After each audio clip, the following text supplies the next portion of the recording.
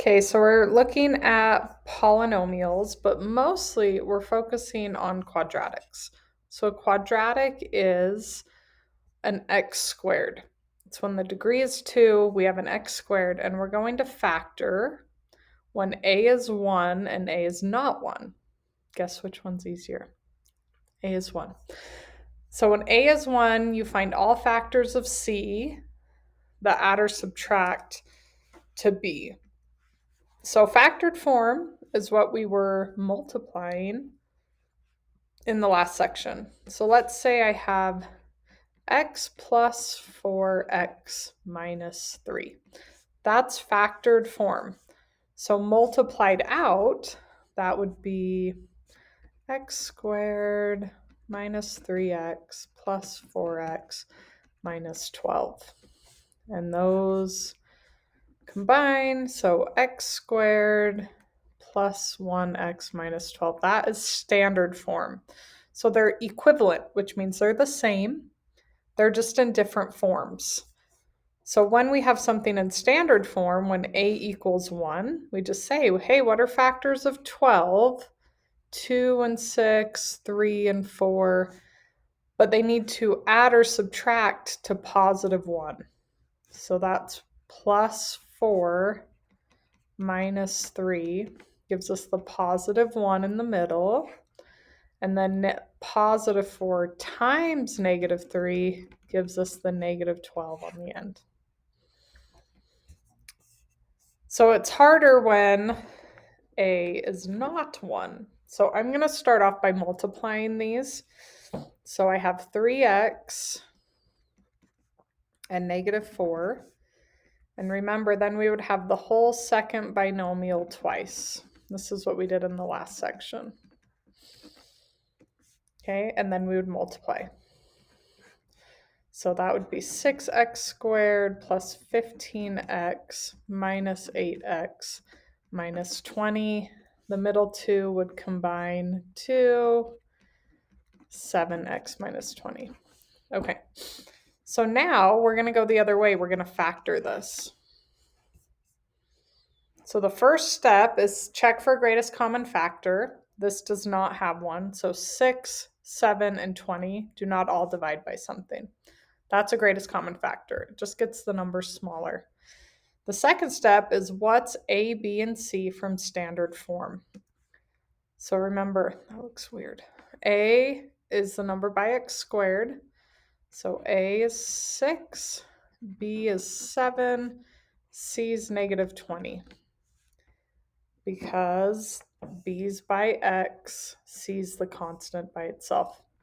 So we're going to multiply what's a times c and find factors. So a times c, 6 times negative 20 is 120. I'm just going to keep it positive for now because we want factors of 120.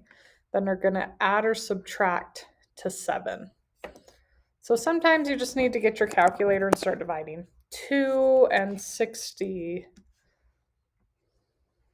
3 and 40. I'm writing them out. You don't have to. 4 and 30. 5 and 24. I'm going to skip 4. 6 and 20. 8 and 15.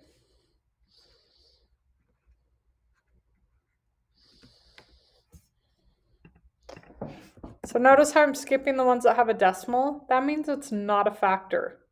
9 times something that we only want the whole numbers. Okay, 10 and 12. And then we're done. That's all of them. Because then we loop back to 12 and 10. Okay, so a set of these numbers add or subtracts to 7. Can you see it?